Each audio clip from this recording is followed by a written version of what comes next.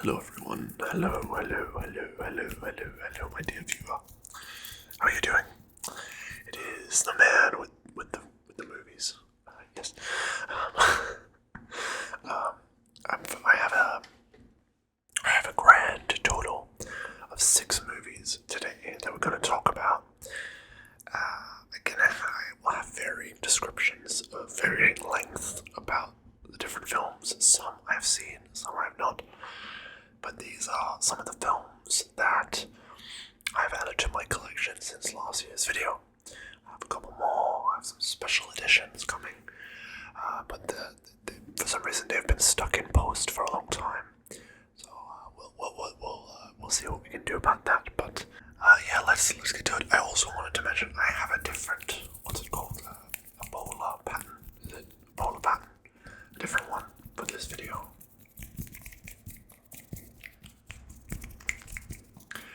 I think it's probably a lot nicer because I had the stereo one last time, but I don't think the stereo one sounds that nice.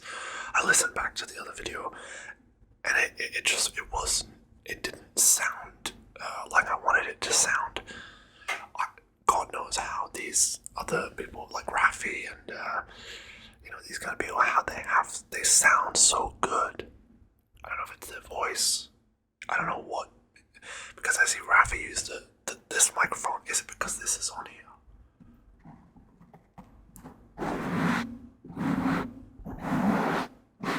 Maybe it sounds better with it off, but whatever, never mind. Let us begin. Let's get into the movies. That's why you're here. You're not here for me rambling. That's what I did in the last video, and I do too much of that. My apologies. My apologies.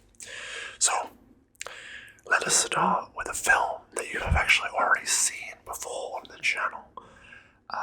In the top 10 Blu-ray or top 10 film videos I did, my favorite films of all time, top 10 films of all time, whatever I called it. Like, I don't know how many months ago. And this was the first film that because we didn't watch movies for a long time, what you saw last time was what we had for a very long time, and we didn't add any movies because we weren't into watching movies, and that's kind of how we are. That's why we've been into World of Warcraft for the last couple of weeks, months, because that's just what we're into in the moment. You have the video game phase, and then you have the movie phase, and then you have the sports phase, and whatever. So this film you have already seen. And it's a very dark cover, and actually most of these are very dark covers. Sorry about that, but this is, if you can see it there, I Saw the Devil. I Saw the Devil. There it is. It's R18 rated. It is fantastic. Vincent Choi, who is obviously the main character he plays the actor who plays the main character in Old Boy as well.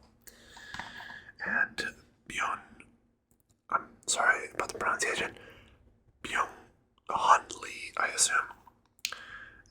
A film by Ji Woon Kim. Revenge with a burning brutality. Revenge with an icy cruelty. I'll read the back for you. He who fights with monsters should look to it that he himself does not become a monster. When you gaze into the abyss also gazes back into you. Friedrich Nietzsche. It starts with a quote from Friedrich Nietzsche there. But this film, it's an amazing revenge story. Cat and mouse game. It is it's brutal. It's uncompromising. It's beautiful. I mean, I find it hard because I've watched both this and Old Boy many times, and I find it hard to pick a favorite between the two.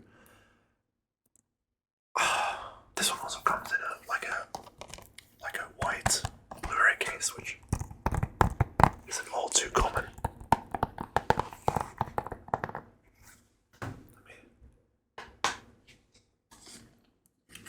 We have the disc there. Published by Umbrella Entertainment.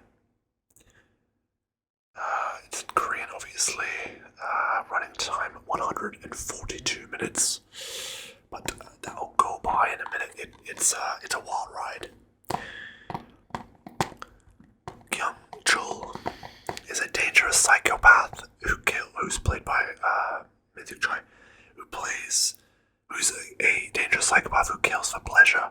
He has committed infernal serial murders in diabolic ways that one cannot even begin to imagine, and his victims range from young women to even children. The police have been chasing him for a long time, but unable to catch him. One day, Yu Jun, daughter of a retired police chief, becomes prey and is found dead in a horrific state. This is what happens right at the beginning of the film. Her fiancé, So Hyun, played by Byung-hun Lee, a top-secret agent, decides to track down the murderer himself. He vows to do everything in his power to take bloody vengeance against the killer, even if it means that he must become a monster himself to get the monstrous and inhumane killer. A weirdly written back of the film, quite descriptive but also quite redundant in a way, but it is an absolute masterpiece. And out of the films I have here, definitely my favourite. A lot of these I've quite enjoyed, but this one is, I put it in my top 10 of all time. It's absolutely fantastic. It's one of my favourite films and I couldn't recommend it enough. Okay. Next up, my other favourite film here that I really liked and I'd never seen it before. The Witch. I was confused by the title too, where it says like VV, like it's meant to be a W. Anyway, a New England folktale. This film, I did not expect much of. It's very short, only 1 hour and 32 minutes, like most horror films. But it is dark. Naturally, cover. It is haunting, and it's also it's perfect in my opinion in terms of a horror film because it fills you with dread. There is no jump scares. It doesn't need it. It's all about the dread you feel throughout the film. There's particularly in the end. I'm not going to spoil anything because I really want you to watch this if you haven't. It's absolutely amazing. It's Robert Eggers' first film, after which he made The Lighthouse, which I actually don't have on Blu-ray, but I was going to talk about because it's a movie I bought on Amazon Prime because it was like $3, and because it's like the Blu-rays are like $80, they're not easily accessible. Like this one was like $10, and The Lighthouse is absolutely incredible, but I actually prefer this film, and it's basically this family, and they are, if I remember correctly, they're living in New England, and they are meant to be like, they're not the same denomination as the people who live in the village, so they get ostracized, they get exiled from the village, and they have to live on a farm. And when they're living on the farm, things start happening. I'm not going to spoil anything, just watch it. But by the end of the film, if you watch it, it had exactly the ending that I wanted for it. Like, I was hoping that it was going to go the way it did, and I was so happy about that. Because I thought of various ways while watching it, like, oh, this can end really badly in terms of like unsatisfyingly, but it ends very satisfyingly and it comes full circle. The story does. A New England folktale. New England, 1630. William and Catherine lead a devout Christian life with their 5 children, homesteading on the edge of an impossible wilderness when their newborn son mysteriously vanishes and their crops fail. The family begins to turn on one another. The Witch is a chilling portrait of a family unraveling within their own fears and anxieties, leaving them prey to an unspeakable evil. And the main actress, Anya Taylor-Joy, she has quickly become one of my favourite actresses. I recently also watched The Menu. When my mum was visiting from Europe, she came here and we watched a bunch of movies. I watched this with her and like a bunch of other films. But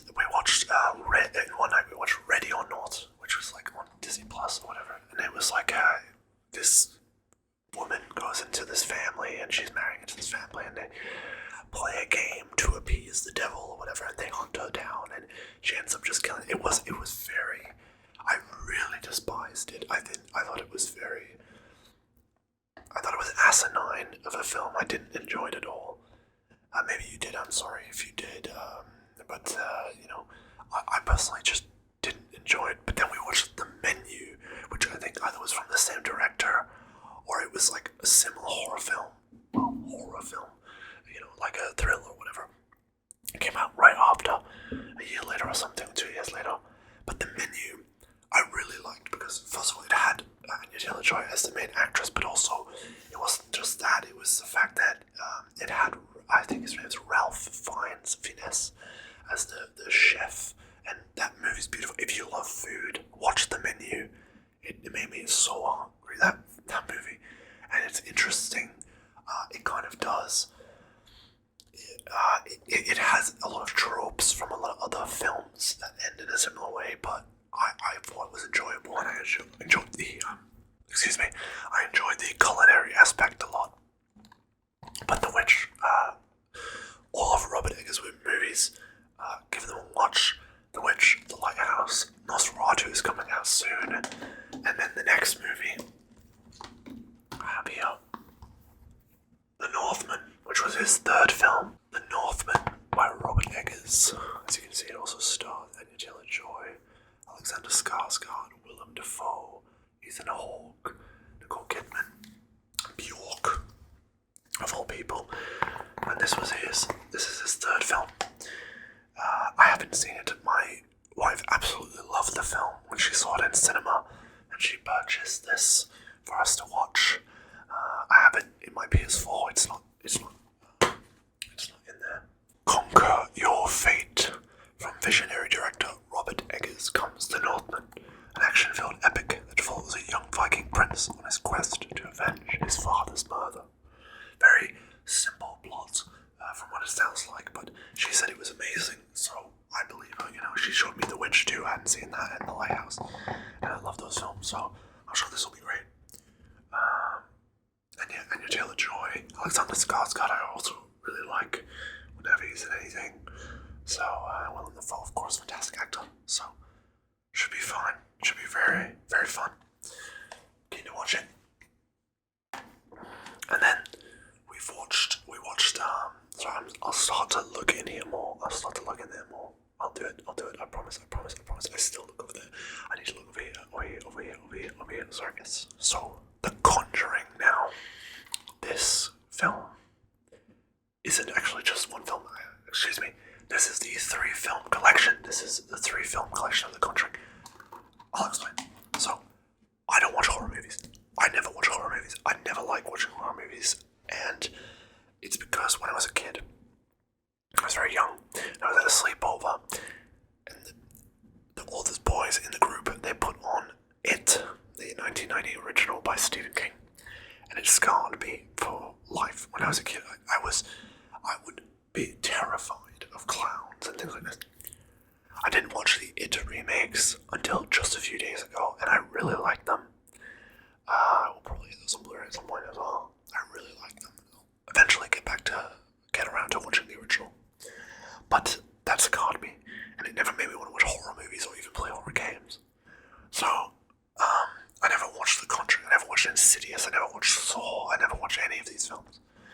And so, I have a couple horror movies, I have The Shining and stuff, classics like that, but never any movies that were full of jump scares and stuff like that. But my wife really does like horror movies, and she got the Conjuring collection of the 3 films, and unlike the normal, regular, boring, just the blue or the white discs, this one is actually nice and themed. So we have the Conjuring 1, which is a nice white disc. The Conjuring 2, which is a black disc. And the Conjuring 3, which you can't see actually, but it's not black, it's like Bordeaux. Not Bordeaux, what's it called? Burgundy. That's what it's called, Burgundy, right? In English. Bordeaux, road. That's what it's called in Dutch. Burgundy, red. 2, and 3, The Devil Made Me Do It. We watched all of them back to back, not in the same day. 3 days. Which one sticks with me the most? I thought the third one was definitely the worst. I think I remember the first one. I think I remember the second one the most. And the first one, I think I liked the second one the most. The first one was also good. But I think the third one wasn't that good. I don't know. I did like the Warrens. I like the story of the Warrens anyway. But, yeah, no, they're good. They're good. They're solid films. They're not the greatest horror. Sorry, that was very loud. They're not the greatest horror films, of course. They're no Shining, but yeah, they're pretty good. They're pretty fun. They're easy to watch. They're easy to watch. They're not gonna, it's not watching 2001: A Space Odyssey. It's not like watching The Holy Mountain. I'm just looking at my films over there. It's not like watching. It's definitely not like watching this, which my wife also just picked up, sealed for about a few dollars from eBay. She picked it up a little while back. We've been having some trouble with deliveries from ages ago. They're only arriving now. But yeah, The Passion of the Christ by Mel Gibson, which this is the director's edition. Beautiful cover. I have not watched this in a very long time. I don't think I've ever watched it properly. I might have, but I don't really recall. Experience one of cinema's most intensely powerful films, Passion of the Christ, now on Blu-ray, featuring stunning cinematography and an inspired performance by Jim Caviezel. The Passion of the Christ is a triumphant and uncompromising filmmaking achievement. And it is. From what I remember of it, I really loved it. And I know my wife really loves this film. So she wanted to watch it with me again. And now we have a beautiful sealed Blu-ray copy of it. So that's going to be nice to watch at some point. Beautiful film. Absolutely. There's some interesting stories attached to the filmmaking too, so it's it's wonderful. Really like it. And then we have come on to the last film I'm going to show you guys today. So, do you remember how I was talking about how a lot of films I used to have, or I did have, and they're all gone now? I told you.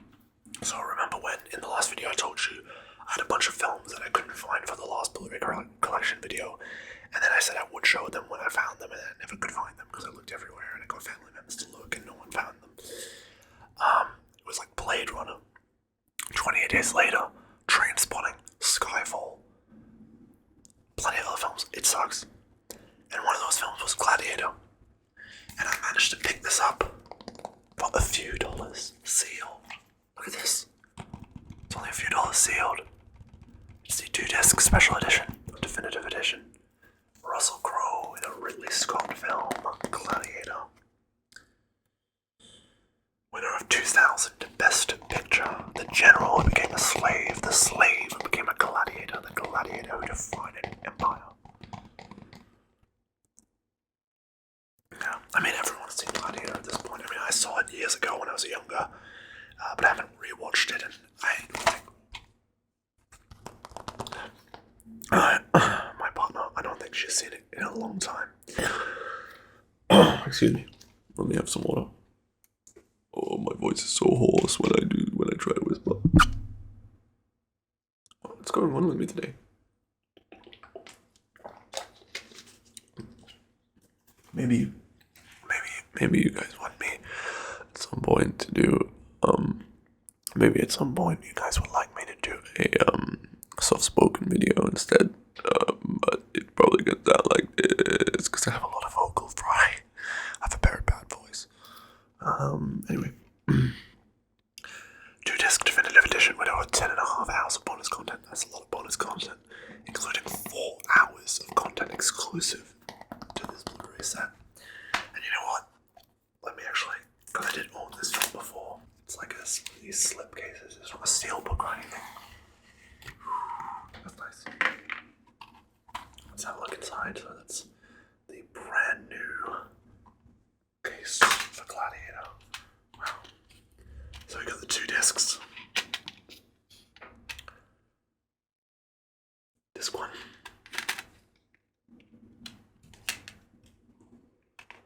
And we've got disc 2. What a weird discs, because it has the American symbol for age restrictions, the European PEGI symbol, the German symbol, and then the French, and then on the actual front it's the Australian symbol, so that's odd. That's very strange, but yeah. Gladiator, definitely get a lot of fun out of that. I remember loving it when I was younger. I probably still will like it.